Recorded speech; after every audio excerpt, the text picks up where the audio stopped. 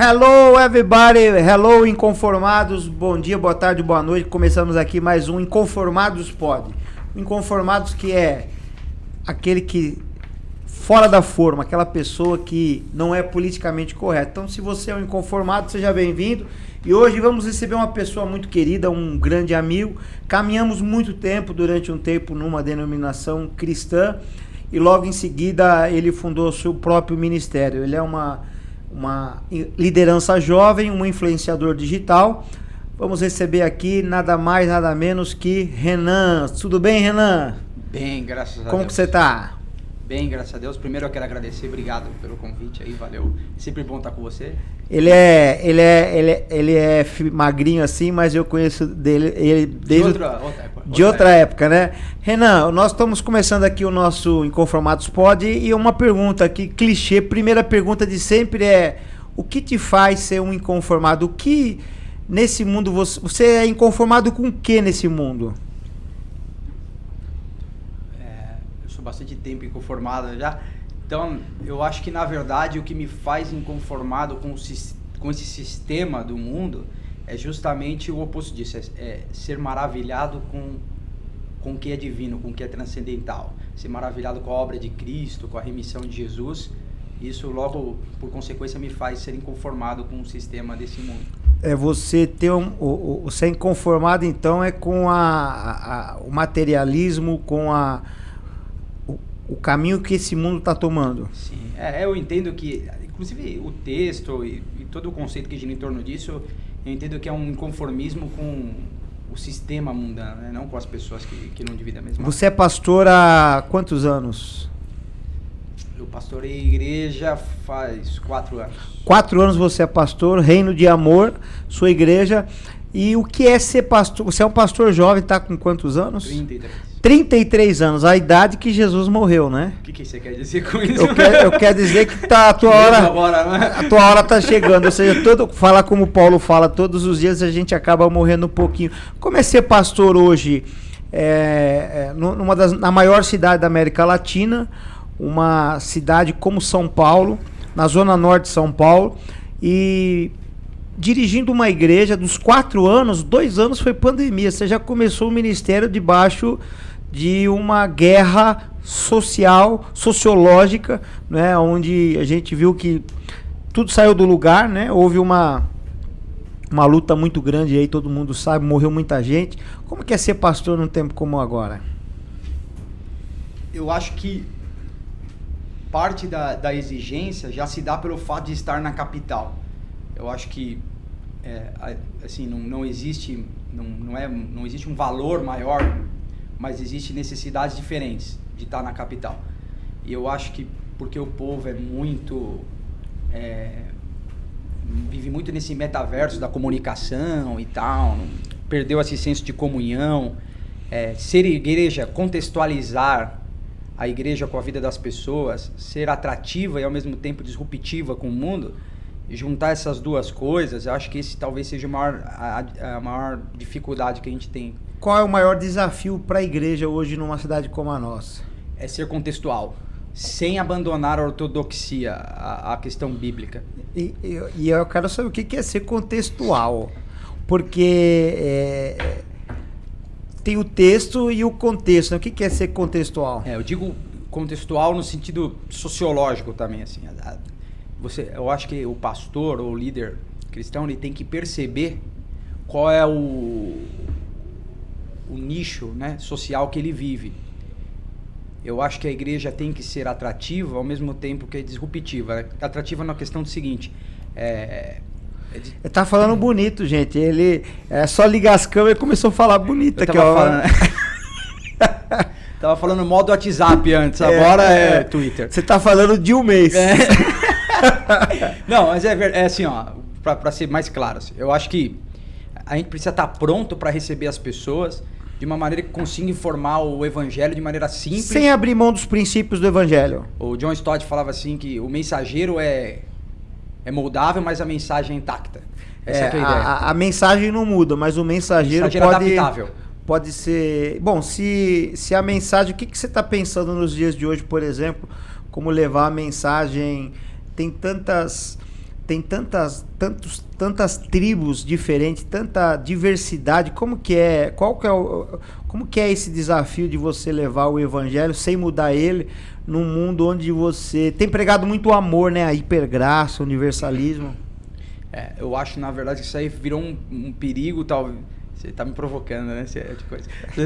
Isso aí virou um perigo, talvez, maior ou do tamanho do legalismo, né? Existem dois extremos. Essa é uma das coisas que a gente tava falando agora, nos grandes centros principalmente. Existe aquela galera good vibe, né? Da hipergraça, tá valendo tudo, e existe a galera do extremismo, que quer converter o sistema social, assim, não. Todo mundo tem que pensar com cabeça de crente, tem que ser crente, e na contrapartida disso tem a galera do não, fica tranquilo. Isso é danoso. Achar esse equilíbrio, essa centralidade do evangelho que é difícil. E o que te faz ser tão novinho, pastor, e ser de direita, conservador? Ai, meu Deus. Tranquilo, né? O que faz você ser esse fundamentalista? Assim, não, na verdade, assim, eu não tô falando fundamentalista, eu tô falando ser conservador. Cara, que você é... Não, é assim, ó, eu percebo o mundo da perspectiva conservadora, inclusive partindo da ideia do ceticismo político, que é a base do conservadorismo, né? De que você não deve divinificar nenhum líder e que você deve... que o líder ou que o político, ele é, na verdade, mais um canal de utilização que atende às propostas de um certo nicho de povo do que um ídolo a ser adorado. Então errado chamar você, um crente, chamar Bolsonaro de mito? É errado. Por que você apoia ele, então? Eu apoio ele porque não tem o Winston Churchill pra votar, né? Se tivesse, eu votaria na Thatcher, mas como não tem, vai ele. Então, mas o Winston Churchill fumava charuto, né? Não, é que assim, ó, hoje, quais são as propostas? Você sabe que o Winston Churchill foi responsável de morrer mais de 1.600 pessoas por causa da névoa de carvão que tinha na sua época. Ele negligenciou um bom tempo isso daí. Você sabia disso ou não? Tem outras histórias dele também que ele mandou... Na época da guerra, ele mandou os outros europeus na frente e depois os ingleses, poupou os ingleses. Mas assim, mais uma vez, é a teoria do que tem para hoje. Assim, diante das propostas, assim, eu acho que o cristianismo está para além de tudo isso, do conservadorismo ou do esquerdismo. Mas o que tem para hoje, o que mais se aproxima aos anseios do povo cristão, ou que se propõe a realizar isso, Tá, legal, mas se tiver alguém na sua igreja que gosta do Lula, gosta da esquerda, como que é essa sua relação? Porque você é um cara bem de direita mesmo, bem conservador, né? A pessoa aguenta ficar debaixo do seu pastoreio? Aguenta, porque eu acho que o altar deve ser usado para falar dos 66 livros do Canon, deve ser usado para a Bíblia. E eu abro assim, eu tenho tranquilo, conversar comigo, sossegado, não vai ser por imposição. O que acontece é que a política é assim, você cede em alguma coisa, a pessoa cede a arte do possível, você vai conversar, e não quer dizer também que eu tenho que catetizar você, que você tem que ser exatamente o que eu sou, ou vice-versa, a gente pode... E uma das... você sabe mais do que ninguém, né, que a gente está aqui no parlamento e no parlamento a gente tem um embate político muito grande, ideologias são diversas, e a primeira tese que a pessoa fala, ela diz o seguinte: o Estado é laico, o que você está querendo trazer um princípio cristão no nosso meio? Como combater ou como responder a esse tipo de comentário comunista? O Estado é laico justamente por causa dos princípios cristãos. Mas ele não é laicista, né? Ele não é laicista, é o seguinte, vai lá no... Ele também não é um Estado ateu. Vai no Oriente falar de democracia. Eles vão rir. Ou de diversidade sexual também. Para eles não faz nem sentido. O Ocidente é democrático justamente por consequência do cristianismo. A ideia de democracia, a ideia de participação comunitária vem do cristianismo. Não tem essa dicotomia, ou você é cristão ou você... Não existe isso. Qual autor, qual livro que tem influenciado você nessa linha de pensamento hoje, mais conservadora? Eu li muito do... Chesterton? Eu li bastante. Eu leio... Olavo de Carvalho, já sei. Não, eu já vi bastante, mas eu tenho... Você era um Olavete, né? Não, eu nunca cheguei a ser por conta da oposição que ele fazia a reforma, alguma vez ele teceu algumas críticas muito fortes, assim. Não, mas independente se ele é a favor ou contra, eu não posso... Eu discordava dele nisso. Então, eu tô falando assim que eu não cheguei nesse ponto de divinificar porque eu não concordava com tudo dele, né? Eu tinha algum tipo de oposição até o comportamento dele e tal. Não era uma coisa que... Mas eu concordei com bastante coisa do que ele falou. Você acredita que o Olavo de Carvalho, ele mudou muito o pensamento do brasileiro? Com os seus cursos de conservadorismo? Ele influenciou bastante porque, assim, tirou o Brasil daquela coisa monofônica, né? Só um lado falava. Eu tenho muitos irmãos católicos, amigos, que eles me ligam no telefone e eles são fervorosos, eles são pessoas que, para cobrar posicionamento, para perguntar ajuda sobre questões de pautas aqui na Câmara, né? E eu vejo assim que eles, os católicos tradicionais e fervorosos, juntamente com os cristãos, praticamente foram unidos nessa última, não vou falar, última década, porque uma união não se faz de um dia para a noite, pela atual política que o Brasil está vivendo, né? E eu percebo isso, e eles são realmente engajados, eles acompanham os projetos de lei que entram na Câmara de São Paulo, e eles ligam e eles fazem uma pressão muito forte, coisa que às vezes a gente não vê num evangélico, né? E eles se identificam conosco, que somos cristãos, políticos evangélicos, e eu não vejo esse mesmo engajamento de um evangélico. Por que isso? Um tipo de vergonha isso daí. Assim, na verdade, é o que acontece.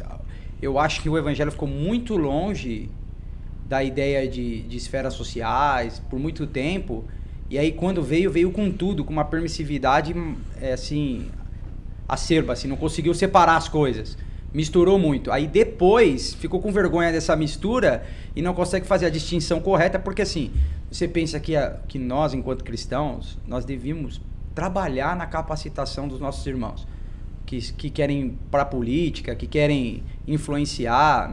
Nós devemos apoiar no sentido mais amplo até, em questão de formação, em questão de auxílio, muito mais do que um voto assim só. Aí o evangelho começou a trabalhar só nessa questão do voto, e agora ele ficou meio acanhado com isso por causa de algumas posições de alguns evangélicos que divinificam os líderes. Uma pergunta, o evangélico ele tem que ser de esquerda ou de direita? Não, o evangelho tem que ser de Cristo. Só que acontece o seguinte, o que você tem que pensar... Mas se ele tem que ser de Cristo, por que eu tenho que apoiar? Por que hoje um candidato de direita ele segue mais os nossos valores e honra mais os nossos valores? Por causa assim, pelo menos o esquerdismo aqui na América Latina, o esquerdismo moderno se apega muito ao marxismo. Estou fazendo essa pergunta justamente por um motivo. Saiu aí 2 líderes importantes no Brasil, um de direita e um de esquerda, e um disse que quem é de esquerda ele não vai para o céu, ou seja, é pecado. Do diabo. E o outro disse ao contrário, que o cristão tem que, por obrigação, ser de esquerda. Porque os dois, você pega a ideia caipiriana lá do Abraham Kuyper de inserção na política, os dois usam o mesmo, você vai lá, não há 1 centímetro de baixo, todo mundo usa isso aí ao seu favor. Uns usam para a justiça social, os esquerdistas, outros para a liberdade de ter o seu latifúndio, etc e tal. Mas, na verdade, a proposta do Kuyper era enxergar o mundo por uma visão cristã. Eram as lentes que a gente enxergava. Eu acho que, primeiro, que a gente tem que tomar muito cuidado em dizer que alguém não é de Cristo ou que é do demônio, mas que a visão marxista de mundo, ela não tem muita ressonância com o cristianismo, porque, na verdade, ela vai até criticar a religiosidade comum das pessoas. Mas você está falando de marxismo, que a pessoa está nos assistindo, quem é adolescente, jovem, recente jovem, não sabe o que é o marxismo. Tá, vamos lá, o Karl Marx foi alguém, deixa eu emitir uma opinião... Não, fala, eu quero, nós estamos num bate-papo, porque eu quero que você fale... Karl Marx era um judeu que começou a propagar isso que a gente... Casou com uma viúva, viveu da grana da viúva, nós já sabemos disso. Mas solta o breque de mão, solta o freio aqui, vai. Nunca trabalhou, deixou os filhos morrer de fome, etc e tal. O que acontece é que ele propagou a ideia de guerra de classes. Que o patrão deveria... Proletariado? O proletariado deveria odiar o patrão, porque o patrão é o arquétipo do demônio, assim, porque é o cara que te domina, que te escraviza. E aí, por consequência, o patrão odeia o funcionário, porque o funcionário não quer trabalhar, enfim. Então, mas hoje, os esquerdistas de hoje, eles colocaram a legalização das drogas, a legalização do furto, a legalização, a divisão sexual de diversas modalidades de ideologia de gênero, e isso não está nos princípios básicos de Karl Marx. Então, hoje nós vivemos o quê? Uma evolução desses preceitos de Karl Marx? O atual esquerdismo, ele é o quê? Uma evolução radical, porque tem coisas que o próprio Karl Marx hoje, ele estaria o esqueleto virando no túmulo de ver como que está a situação hoje. É que assim, falar evolução parece ter uma coisa boa, na verdade é deterioração do que já era ruim ao meu ponto de vista. Na verdade, hoje reduziram até a ideia, né? Então, mas a palavra evolução, pro ruim ou pro bom, né? Pra onde vai evoluir, né? Assim, ele pioraram o que já não era muito bom, assim. Agora, reduziu o debate nesse tipo de assunto, né? É aí que vem o problema com a igreja. Por exemplo, você pode ter um cristão que acredita na justiça social, um cristão que acredita na divisão de renda. Pode ter. Agora, você não pode ter um cristão que apoia o aborto. Aí fere frontalmente o cristianismo. Por exemplo, o Black Lives Matter, vidas negras importam. Você é um cristão, você concorda com isso? Mas e a politização disso? Então, aí você pega o Martin Luther King e vê a diferença do movimento. Um era pelo fim do racismo. E o outro é segregacionista, é diferente. Um promove a segregação e outro promovia o fim da segregação. É como o Martin Luther King e Malcolm X. Um era pela violência, o outro era sem violência. O que acontece? O que eu acho? Eu acho que a igreja precisa estar pronta para falar, por exemplo, racismo. Precisa estar pronta para falar para os nossos filhos, para os fiéis da igreja, o quanto isso é pecaminoso, o quanto isso é odioso. E quanto isso é uma pauta do cristianismo, defendida antes pelo cristianismo, muito antes do que pelo ativismo. Você vai pegar a vida de John Wesley, era um cara contra o escravagismo, que falava contra o escravagismo. Já em 1800 e... Final quase de 1700. 1700, quase 1800. Ele já falava contra o escravagismo, batia forte nisso, usando princípios cristãos. Então a defesa do fim do racismo não é de esquerda, não é de direita, é da pauta cristã. O cristianismo veio com isso muito antes dos jacobinos, muito antes de existir a Revolução Francesa, muito antes de tudo isso. Essa é uma pauta cristã. Todos são filhos de Deus, gerados à imagem e semelhança de Cristo, da Trindade, enfim. E isso é uma pauta que a gente defende todos os dias. Paulo já vinha falando, olha, que gregos e judeus sejam uns. A gente já vem falando contra isso há muito tempo. Tá, ok.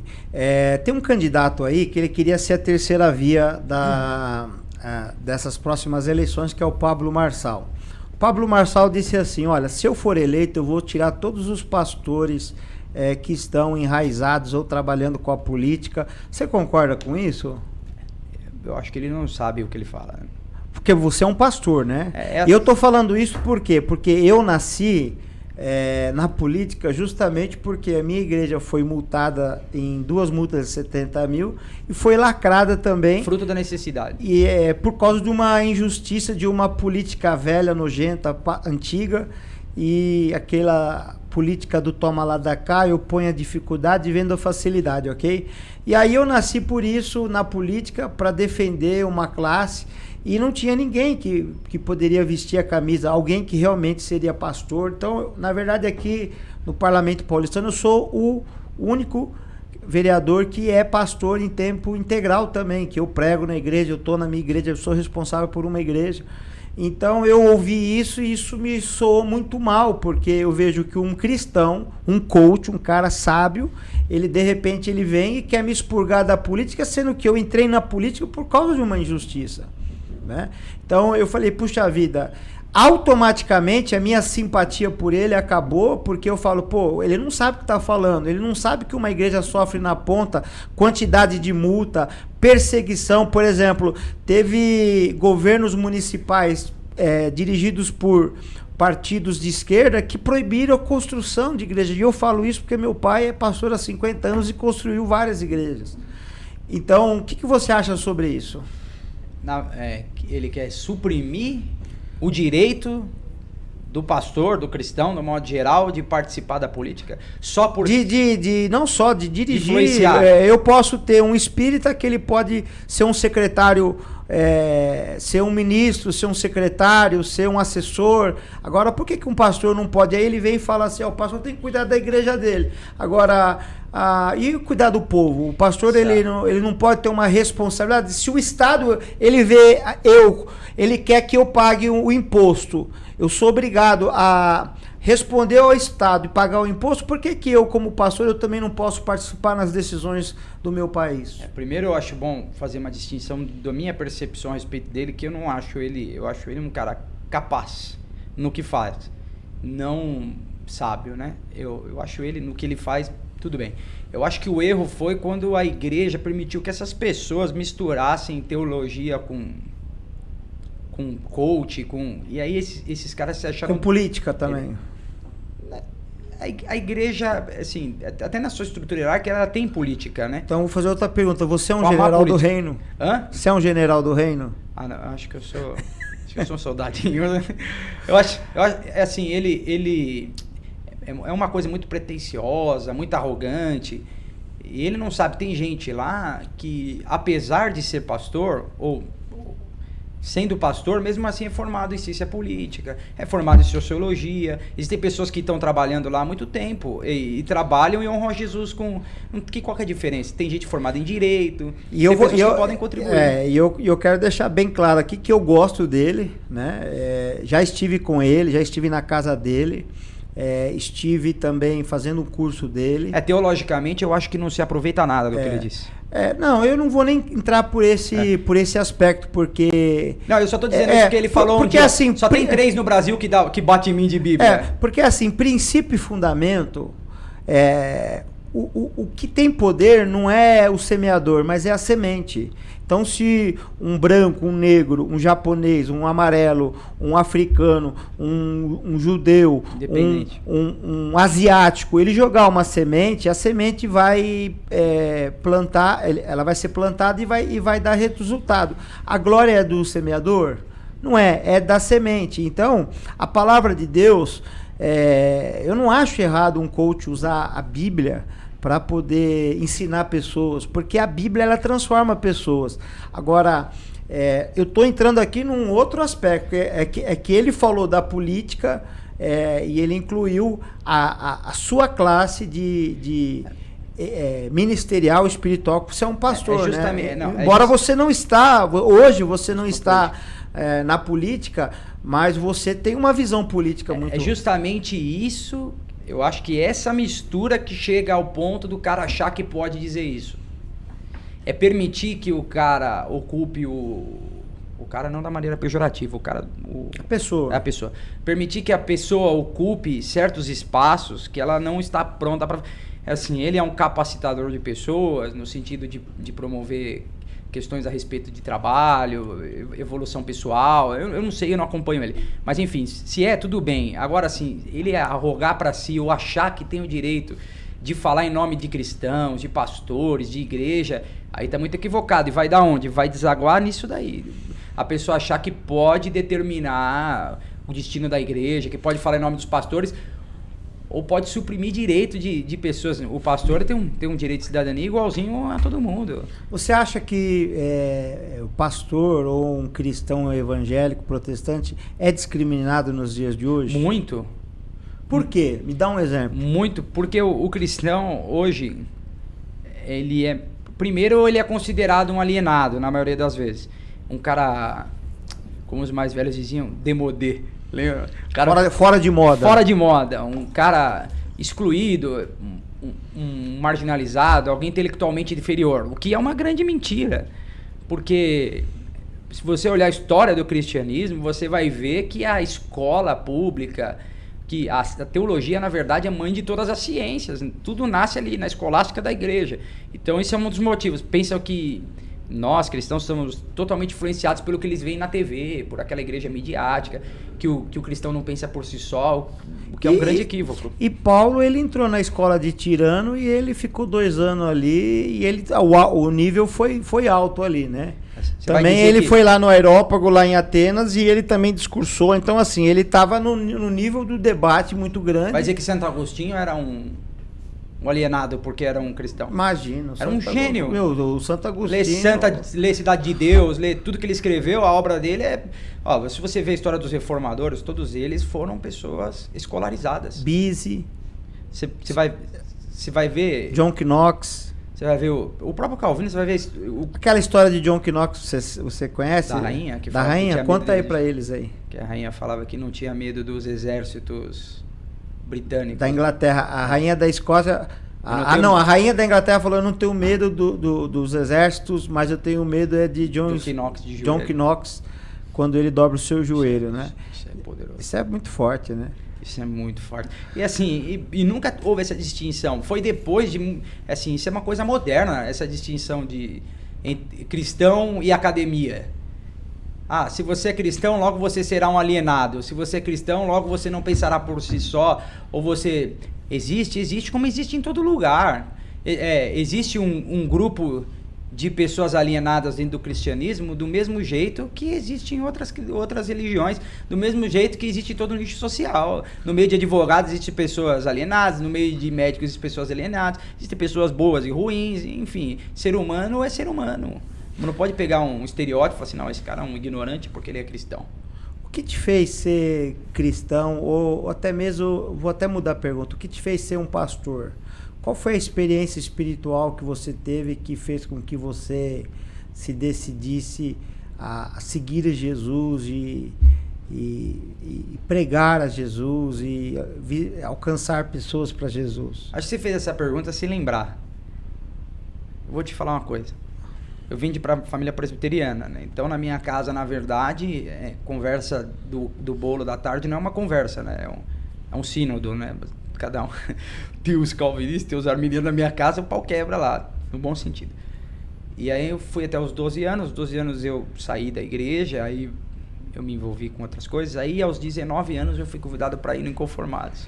Então, já que você vai estar falando do seu testemunho, eu acho que é bom, você já teve o vício, né, das drogas, é importante eles saberem a obra que Deus fez, até mesmo para levar esperança para quem está nos assistindo. Com 12 anos eu saí da igreja, com uns 13 anos eu me envolvi no samba, né, na escola de samba e tal, já ia com meu tio que me levava muito novo, e aí já comecei a usar droga desde então, aí até os 19, até... Não quero dizer que a escola de samba lhe influenciou a isso, mas foi... Na verdade eu usei droga sozinho. Usou droga... Foi por minha conta e risco, e deu errado. Aí aos 19 anos... Você se perdeu totalmente? Totalmente, não, eu não tinha... Na verdade eu tinha um constrangimento com relação à igreja, que é o que acontece com a maioria das pessoas que abandonam a fé. Na verdade, assim, elas não querem nem que você fale da Bíblia, ou que... não querem ser expostas ao cristianismo porque elas sentem um constrangimento. A minha mãe sempre foi crente, a minha mãe queria me levar na igreja e eu fugia da minha mãe. Eu tinha muito medo. Minha mãe sempre foi pentecostal, então ela saiu da presbiteriana muito cedo, né? Eu tenho avós, bisavós, mas minha mãe pentecostal. Então ela estava na igreja que dava revelação, aí que eu tinha medo mesmo, eu tinha um medo danado dos profetas.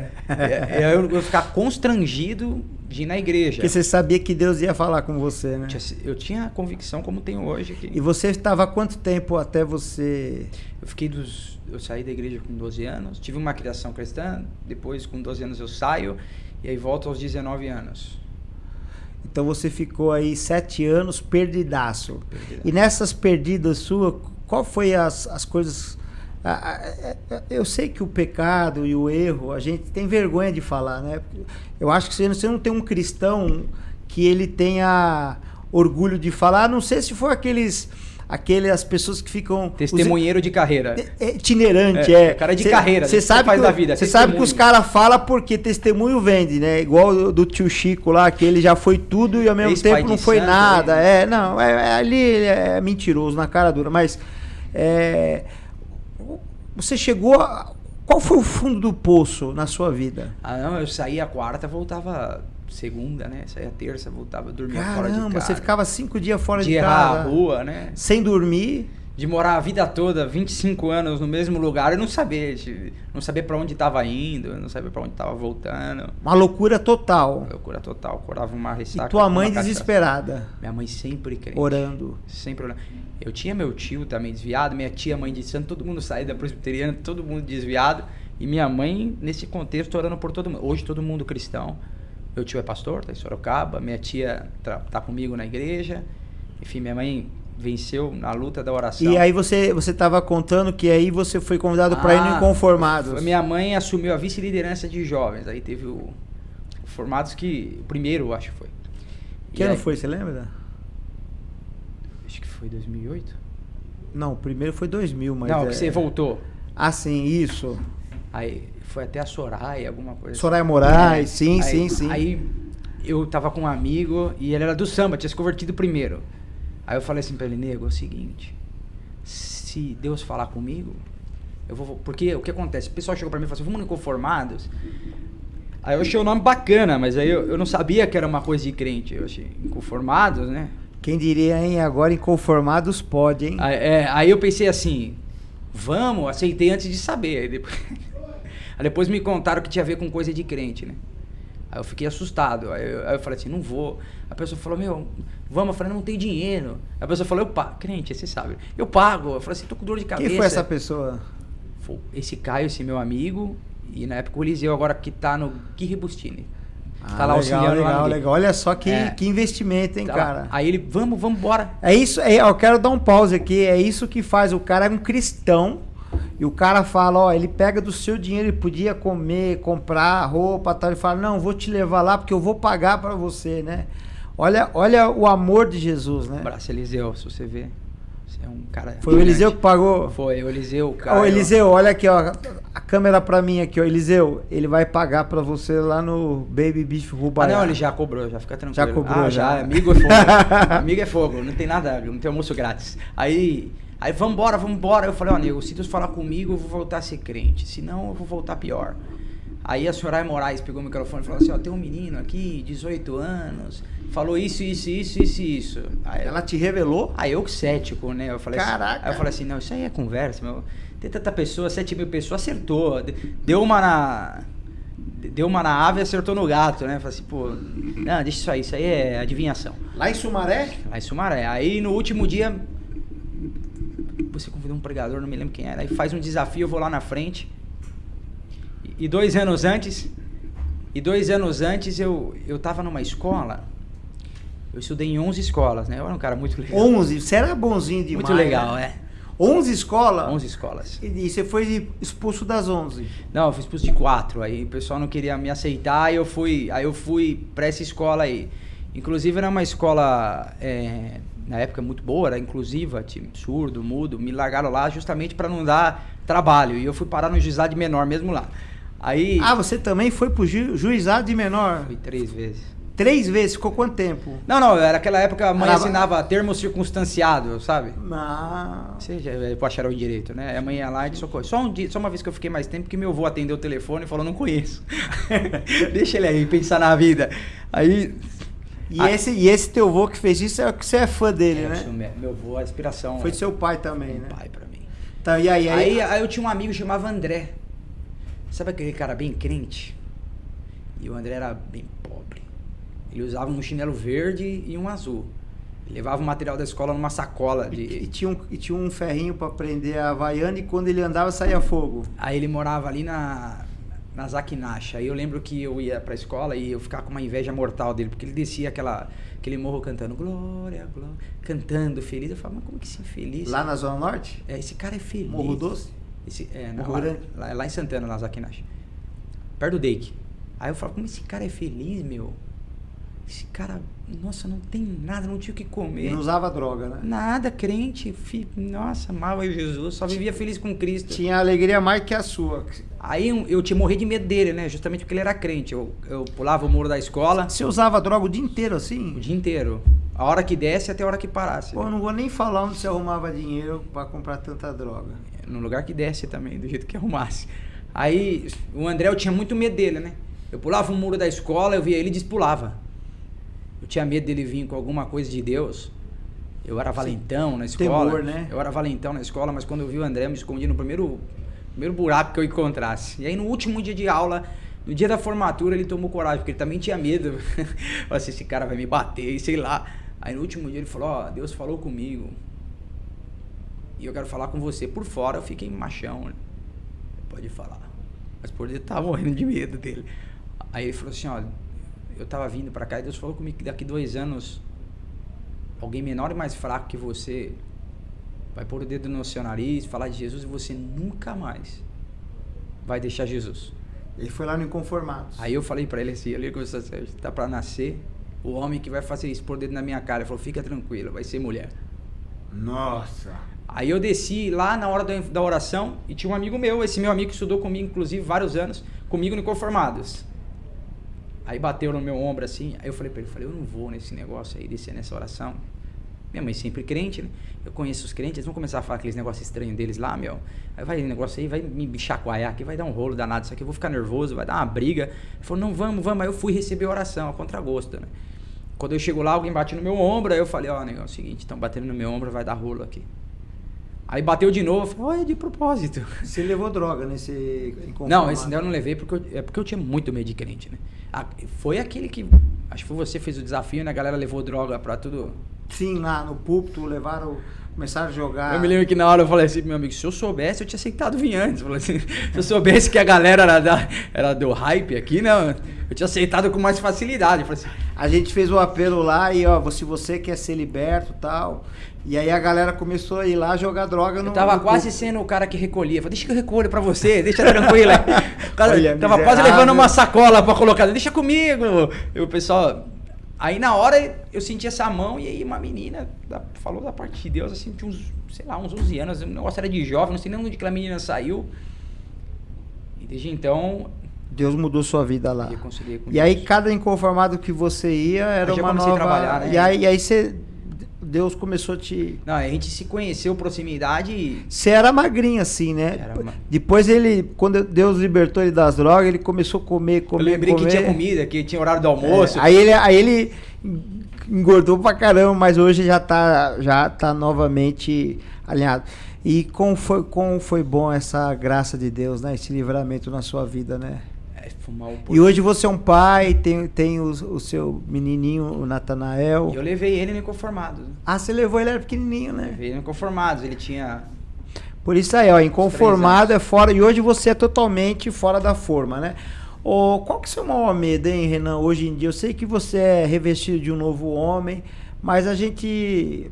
Jó tinha medo, né? Não, eu tenho vários. Qual que é o seu maior medo hoje? Meu maior medo é chegar no fim da vida e olhar para trás e falar como Salomão. Tudo que eu fiz aqui foi uma grande vaidade, foi para encher meu coração.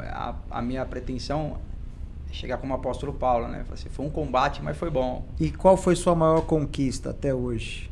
A minha maior conquista, não ser clichê, falar assim, a minha conquista foi a salvação, porque a salvação veio de Deus, da graça. Não, a salvação não é a maior conquista, porque a conquista da salvação, né? é de Jesus e não é nossa, é uma oferta e só quando acabar a nossa jornada é que vamos ver se nós fomos salvos mesmo ou não, né? Na verdade, que a maior conquista hoje foi ter contrariado as perspectivas ruins, assim.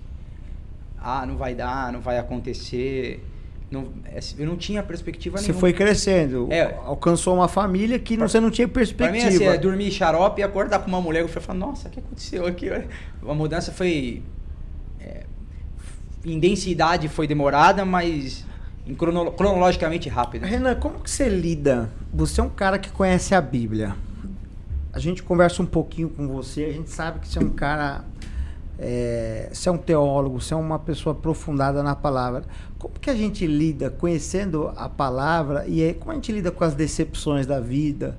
Às vezes a gente tem decepção com a igreja, às vezes a gente tem decepção com o nosso líder, às vezes a gente tem decepção dentro da família, às vezes a gente tem decepção até mesmo com Deus. A gente fica decepcionado achando que Deus ele quer fazer algo, ele tem que fazer algo e Deus não faz aquilo que a gente quer, porque Deus responde não também, né? Como que você lida com a decepção? Eu acho que todos nós, na verdade, a gente precisa caminhar para a maturidade, né? E na maturidade cristã, uma coisa que você precisa aprender é que o cristianismo não é um tipo de esoterismo, né? Não existe um pó mágico. Você precisa aprender que coisas ruins acontecem com pessoas boas. Isso faz parte da vida. Assim como coisas boas acontecem com pessoas ruins. É assim, ó, pro crente, às vezes falta dinheiro no mês por causa do descontrole, morre alguém da tua família, e qualquer coisa que falem fora disso, na verdade é uma proposta enganosa. Não tem a ver Você com conhece isso. o Salmo 73, né? O 73, o salmista fala: meus pés quase vacilaram quando eu vi a prosperidade do ímpio. Eles não têm... quase que eu me chutei. Ele não tem dificuldade em pagar as contas. A vida deles, os caras fazem injustiça e a vida deles são top. Aí o Salmo 73 fala: até que eu entrei no santuário do Senhor e eu vi o final deles. Ou seja, o final é muito mais forte, determinante do que o meio. Então, quando você está vendo alguém fazendo coisa errada e está indo bem, calma que o final está chegando. E muda, acho que a gente precisa mudar essa perspectiva, assim, por que eu sou cristão? Eu sou cristão porque tem um simsalabim na igreja que eu entro lá jogo um pozinho e resolve meu problema.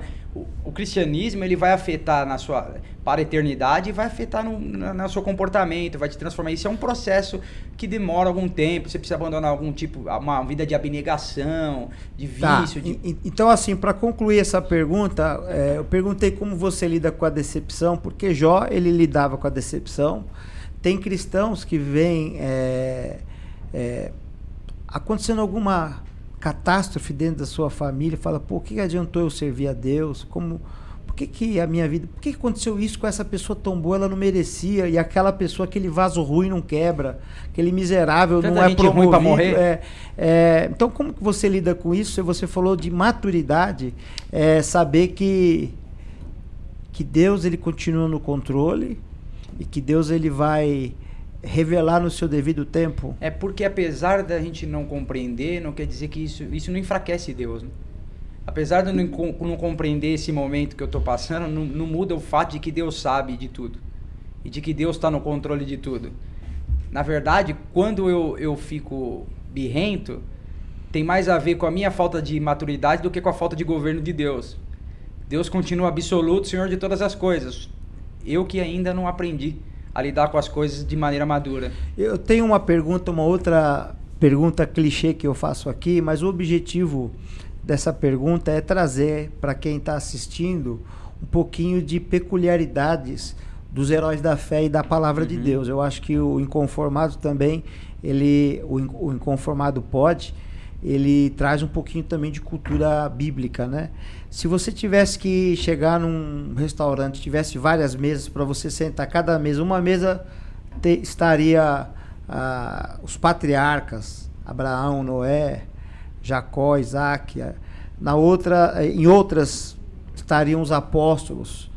Vamos tirar Jesus, porque Jesus, ele é o verbo encarnado. Essa mesa ia ficar cheia. Essa mesa, os apóstolos, Paulo, Tiago, Pedro, João, os profetas, Elias, Eliseu, Jeú, Isaías, Jeremias. Qual mesa você gostaria de sentar? Os reis, vamos também citar os reis, Saul, Davi. Vamos colocar os personagens bons e os ruins também, né? Falar o que você tinha na cabeça, Judas. Adão, você é maluco. Adão, né? Eu acho que Eva ninguém queria sentar na mesa. Não é brincadeira, mas por exemplo, Maria foi uma mulher maravilhosa. Fruto, né, e Maria não tem nada na Bíblia de negativo que fala para ela. Não. Só uma censura de Jesus num determinado momento, porque ela queria parar por um instante o propósito divino sobre Jesus. Mas assim, qual você se sentaria, qual que você queria sentar e ficar uma tarde inteira conversando, tomando um cafezinho? Apóstolo Paulo. Paulo. Sem dúvida. Eu acho que, Por quê? Acho que essa resposta vai ser recorrente aqui também. Não, eu já disse, inclusive eu disse que eu gostaria de sentar, assim, primeiramente de Moisés, justamente porque ele foi um legislador, ele trabalhou com o executivo, com o judiciário, ele foi uma pessoa que... Mas assim, eu queria sentar na mesa de todo mundo, né? Tá todo mundo, e a eternidade, você que está nos assistindo, a eternidade vai ser maravilhosa por isso. A gente vai sentar não só com os da Bíblia, mas também com outros baluartes da fé. Mas por que, Paulo? Eu acho que por conta desse conhecimento que ele tinha da lei mosaica, a habilidade que ele tinha, os judaizantes de Coríntios falavam que ele não era tão bom de discurso quanto ele era de escrita, né? Habilidade. Ele afinava, então? Não é que ele Não. Agora eu vou te provocar, né? Você quer sentar na mesa de Paulo. Paulo, chegaram a acusar ele. Você é bom em escrever, na comunicação, quando tá na internet, quando liga a câmera, mas quando você tá presente, você afina. Um livro muito bom de ler é do Dia Carson sobre Coríntios. Ele fala sobre maturidade, inclusive. A ideia ali, Paulo, ele quando estava escrevendo, ele era o doutrinador da igreja. Mas quando ele estava lá pessoalmente, ele gastava o tempo dele sendo o pastor daquela igreja. E aí é diferente você escrever uma encíclica e você ter um gabinete. Porque ali para ele era um momento de cuidado, de tratamento, de ser pastor daquela galera.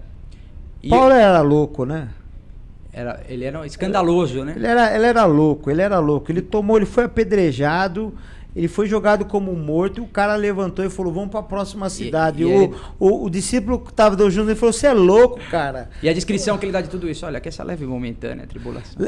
Ele chama leve e momentânea tribulação. Qual que é a lista da leve e momentânea tribulação dele? 3 naufrágios, 3 vezes ele foi açoitado, uma quarentena de açoites menos 1. Tirado como morto. Foi apedrejado, foi tido como morto. A cobra picou.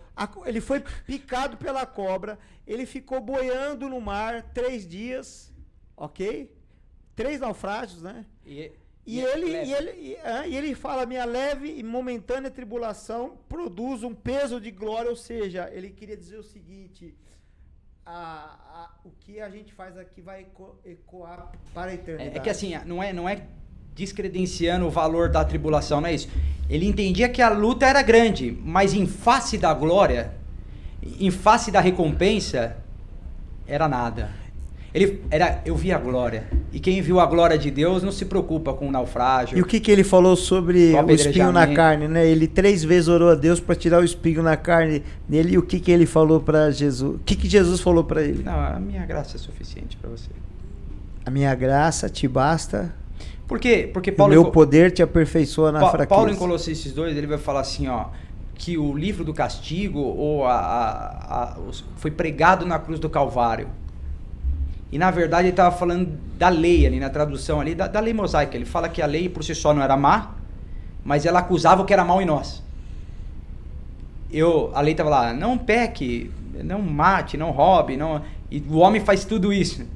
E aí diante disso, a lei era como uma máquina de diagnóstico, como uma máquina de ultrassom. Ela revelava o problema, mas não servia como remédio. Aí precisava da graça, Aí o que Deus fez? Quebrou a máquina. Falou assim, o diagnóstico é tão ruim, vamos quebrar a máquina. Vamos dar um remédio independente do problema, que cure qualquer coisa. E essa é a graça. Olha que fonte de inspiração é a Bíblia, né? Esse é o nosso 3º podcast. E nós tivemos já um querendo sentar na mesa de Moisés, um na mesa de Salomão e um na mesa de Paulo. Quer dizer, a gente não vai encontrar unanimidade. E olha o que esses homens nos inspiram na nossa vida. Qual que é o teu dom ministerial? Qual que é o teu dom ministerial? Eu sou pastor. Pastor? Eu não sou grande coisa assim. Você não adula ninguém, você ensina? Não, inclusive eu aprendi que essa questão de adular também... Uma vez um pastor mais velho falou assim pra mim, as pessoas gostam de líderes bonzinhos, mas elas seguem líderes firmes. Duros, né? Sabe aquele cara, pastorzão, vem cá, legal e tal.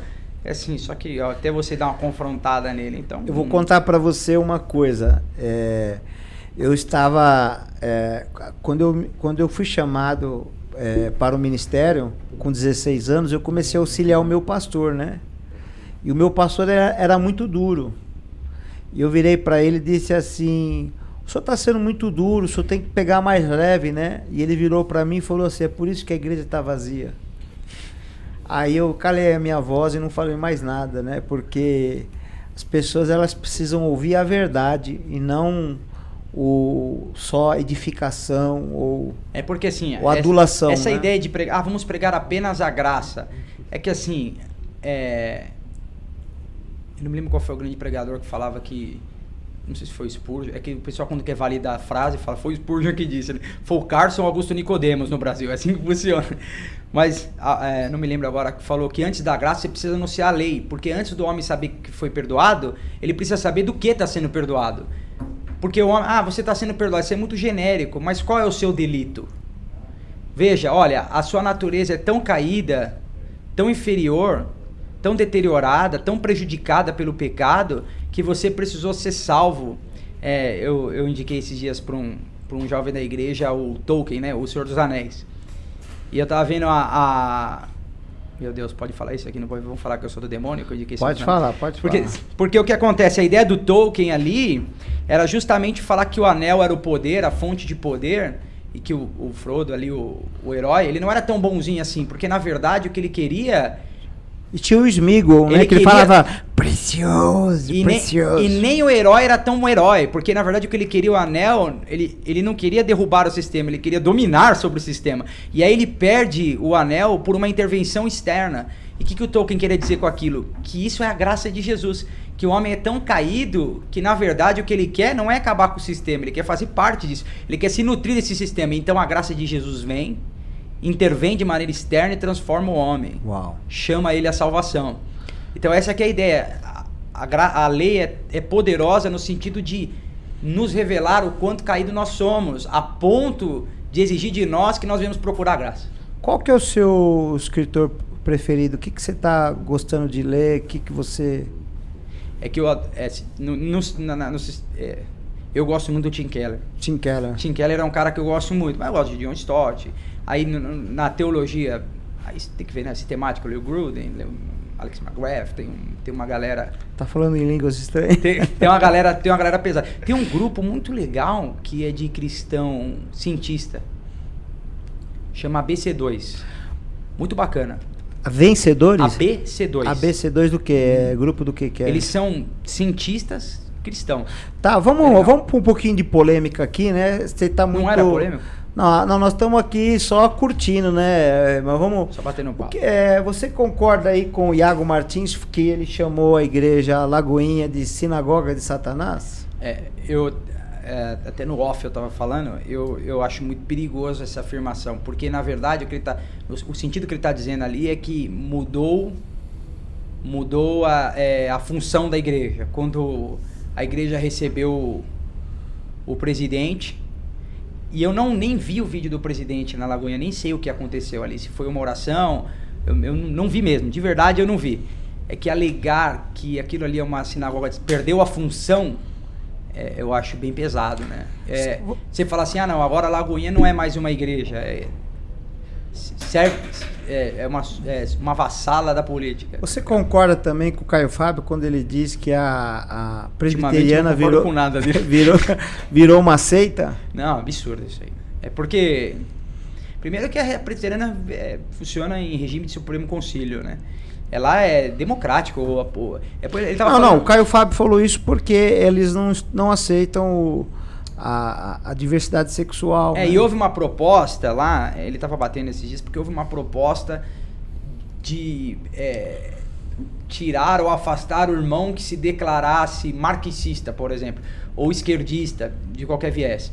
Mas isso aí foi uma proposta, é um concílio. Você vai lá e propõe, aí o concílio diz, olha, sim ou não.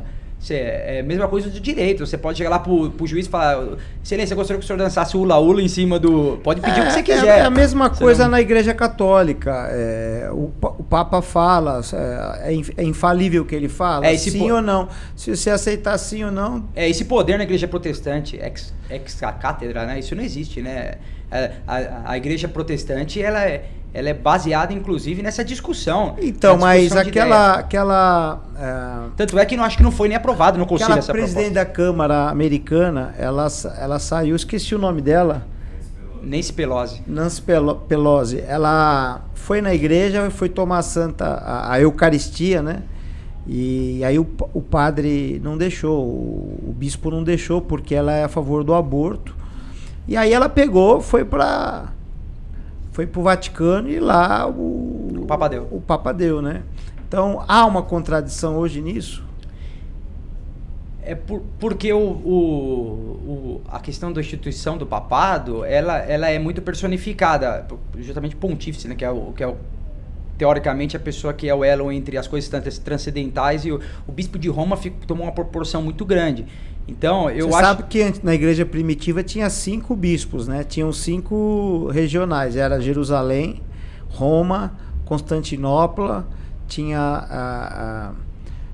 a Macedônia, né? E tinha mais um que eu não... Foi justamente essa questão... E só sobrou Roma, por isso que hoje todo mundo se... Ele arrogou para si o título de Papa, né? O que acontece... Hoje existe um problema, assim, inclusive entre os irmãos católicos, eles talvez nem todos falem, mas existe sim. O Francisco enfrenta o Ratzinger, né, que era o Bento XVI, ele é um teólogo muito influente, um doutrinador, e ele é meio avesso à teologia do Papa Francisco. O que você está achando hoje da igreja, dos dias de hoje, a igreja moderna, pós-pandemia? A igreja se dividiu entre aqueles... Todos foram surpreendidos. Católicos, espíritas, evangélicos? Uns positivamente e outros negativamente. Eu ouvi pessoas dizendo com a expectativa de que ia acabar, de que não ia pagar aluguel, de que ia fechar, e depois tiveram uma retomada surpreendente. Eu vi pessoas que já estavam lá, tradicionalmente, paróquias, inclusive, que só estão lá hoje porque é deles, mas que acabou esvaziando-se. Eu percebi que esse momento de pandemia também chamou as pessoas a uma reflexão, até por conta do ócio, né, no bom sentido. As pessoas acabaram refletindo e pensando nos rumos que estavam tomando na vida. Para alguns serviu e para outros foi a desgraça total. Um estava na beira do penhasco, falou: agora eu me jogo mesmo, e um segurou no mantinho de capim. E algumas igrejas, numericamente, surtiu o efeito. Você acha que a pandemia pôs todo o sistema sacerdotal de joelho? A pandemia distinguiu quem vivia para o altar de quem vivia apenas do altar. Quem servia a igreja, eu penso na igreja assim, nós todos servimos a igreja, mas em algum momento a igreja vai precisar servir um de nós.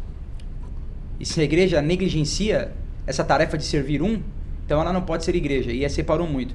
Lá na igreja a gente colocou tava fechado, não podia ter culto, então a gente usou um pedacinho assim só da igreja. Aí eu tava conversando com o auxiliar meu, o pastor Walter Ney, ele falou assim: vamos fazer um mercado solidário aqui, vamos colocar ele é mestre de jiu-jitsu. Aliás, eu copiei de você, o armazém o seu foi mercado ou armazém? Mercado solidário. Eu fiz o armazém, copiei de você, eu quero até agradecer aqui você pela ajuda que você deu para nós aqui. Na verdade, eu nem sei se a gente copiou de alguém, porque foi ele que me deu a ideia. Pode ser que copiou mais. Você sabia que na Prefeitura de São Paulo, nós votamos aqui um projeto, uma política pública chamada Armazém Solidário? Não, que legal. Foi agora, o mês passado. Aí a gente... Para alcançar as pessoas, os moradores de rua, né? Vamos servir a comunidade. Aí tomou uma proporção gigante, assim. Os amigos estavam lá, a empresária não tinha...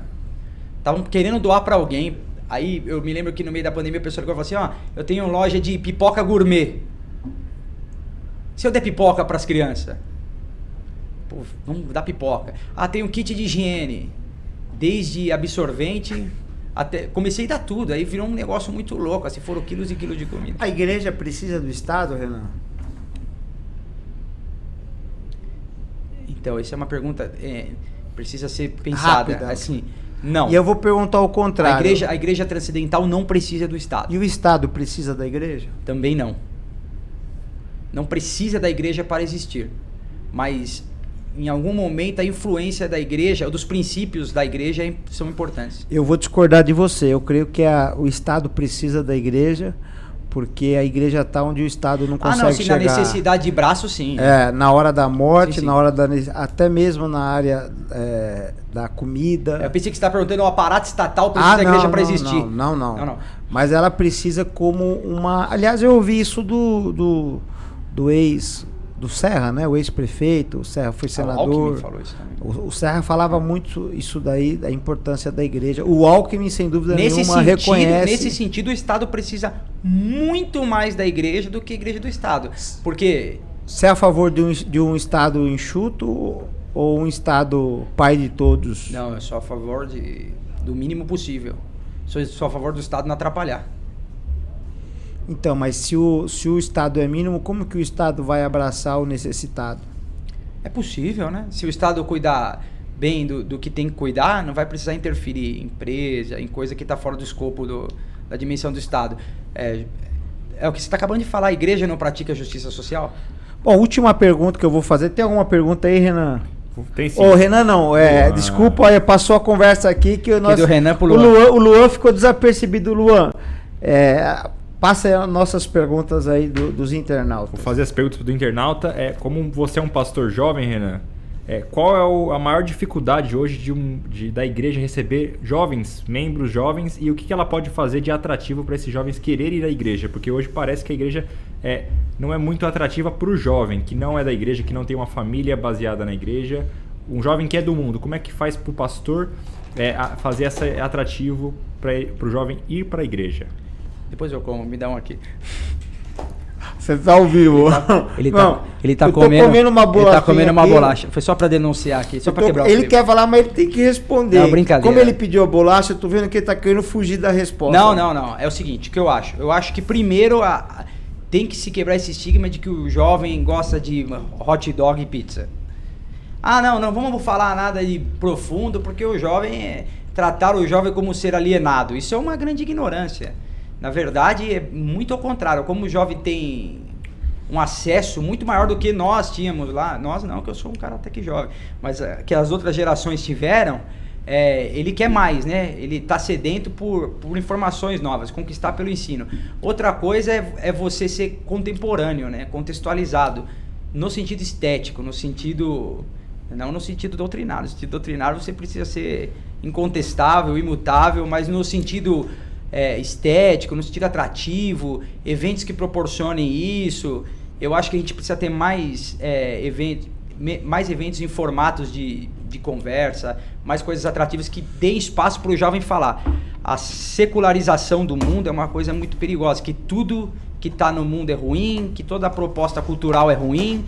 Esse movimento contracultural da igreja é muito perigoso. Eu acho que a igreja precisa perceber o que está acontecendo e mostrar que nós somos capazes de direcionar uma geração através de princípios bíblicos. Vou deixar aqui essa bolachinha aqui aberta, porque quem sou eu na fila do pão para querer competir com outros podcasts famosos? Mas lá eles mostram cachaça, mostra pinga, mostra uísque. Então vamos mostrar aqui nossa só tem café, aqui. Que a gente já tomou uns 8.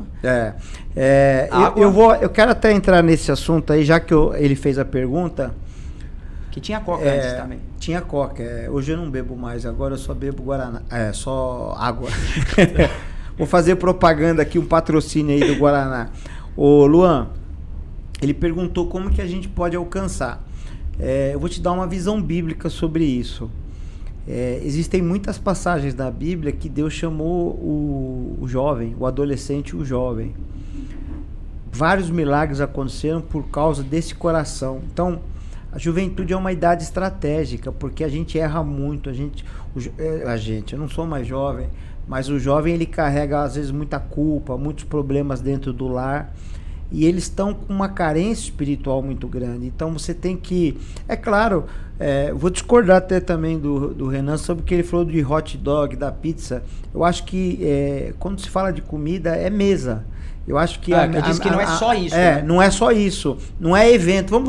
Vamos tirar a comida pelo evento, comida, né? Comida é sempre bom. Comida é sempre bom. E você, quando era jovem, nós comia bastante, viu? Por isso que nós éramos fofinhos. Mas vou citar alguns exemplos de alguns jovens na Bíblia. Vamos citar alguns exemplos para a gente terminar o nosso podcast. E você...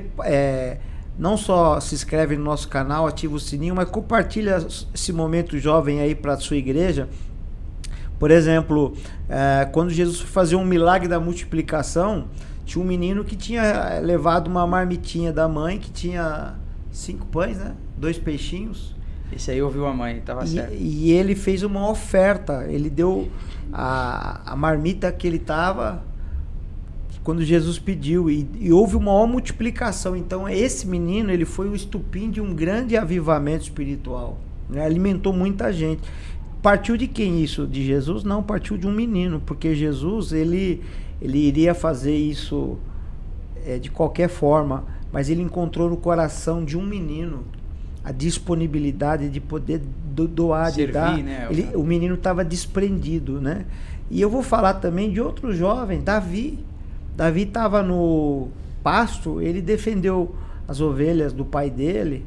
Ele era meio que filho fora do casamento. Como que chama? Meio marginalizado. Ele tinha um preconceito.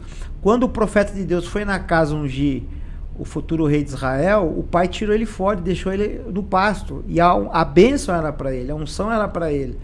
Mas quando ele cuidava das ovelhas, mesmo sendo o filho número 7, 8, né? Ele defendia, ele compunha os salmos, Deus visitava ele. E trabalhava com diligência. E ele lutava contra o leão, contra o urso.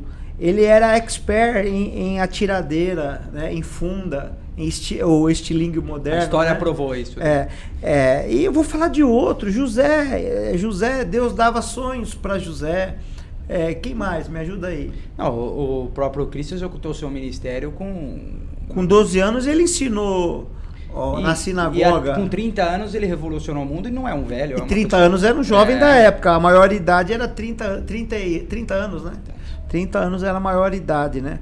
Então, Luan, eu falo para a gente levar aquilo que... Sabe uma coisa interessante? É que o jovem sempre foi...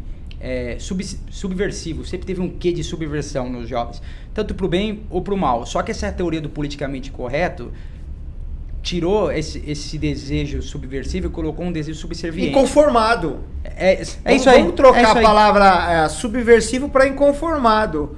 Então, assim como né? O que ele não pode ser agora é subserviente, é trocar.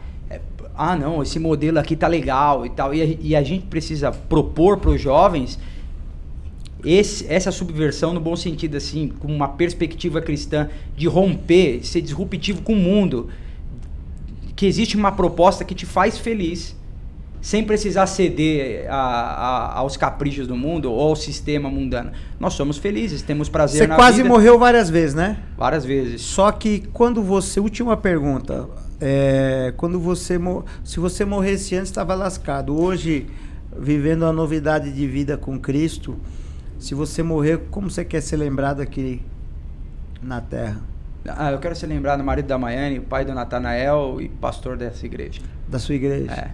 Você quer deixar sua marca na vida dos que andaram com você? Eu me preocupo muito com a igreja local, eu me preocupo com o reino de Deus e com que a minha igreja pode servir o reino de Deus. Renan, deixa aí suas redes sociais para quem quiser te seguir, quiser te acompanhar. Eu acho que o Renan ele tem dado um material de muito conteúdo bom.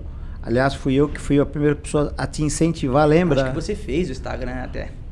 Eu falei pra ele assim, cara, você tem bons conteúdos, vai pra internet. Olha só, na casa do ferreiro o espeto é de pau, né? Acho que eu não sabia como montar uma conta. Eu falei pra ele assim, cara, vai pra internet. E ele também tem se destacado como um pastor, mas também o conteúdo que ele tem trazido tem ajudado bastante pessoas. A minha pretensão, ou se minhas últimas palavras, é para que nós consigamos servir o máximo que puder, que nós consigamos, enquanto igreja, ensinar evangelizando, evangelizar ensinando, que a palavra de Deus sempre tem efeito em nós, enquanto indivíduo, enquanto comunidade, que juntos nós sirvamos a igreja e que como igreja nós sirvamos a todos. Que nós possamos ter de fato esse sentimento disruptivo, que nós vamos anunciar o reino de Deus, as boas novas de alegria com paz, que as pessoas reconheçam em nós essa representação do reino de Deus e que o Senhor nos ajude nessa tarefa. Que o Senhor nos dê graça, nos auxilie. Que Renan Costa, né? PR Renan Costa. Em todas as redes? Acho que é. Assim, Instagram Digita aí Renan Costa, ex-Noia. Vai estar na descrição do vídeo. Você vê aqui, Tá na descrição do vídeo. Você não pode fazer amizade com as pessoas, fica incontrolável o negócio. Ô, gente, eu tô brincando aqui com ele porque é um amigo e o Renan, nós andamos muito tempo, diariamente. A gente tem muitas histórias. As pizzarias que ficavam felizes. A gente tem muitas histórias que a gente carrega e mesmo não andando mais juntos diariamente, mas fica aqui, Renan, uma amizade, um carinho, uma alegria que eu tenho.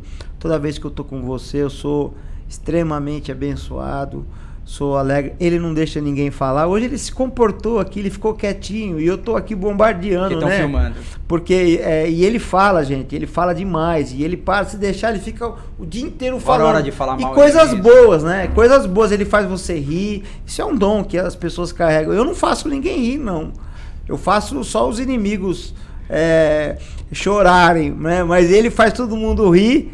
E ele não para de falar, isso é muito bom, é uma boa característica, por isso que eu falei para ele gravar os seus conteúdos. Obrigado, viu, Eu Renan? agradeço, obrigado pela contribuição, pela amizade, tamo juntos. Tamo junto, gente, obrigado, segue o nosso canal. Conformados. Dá visão geral aí, põe visão geral aí.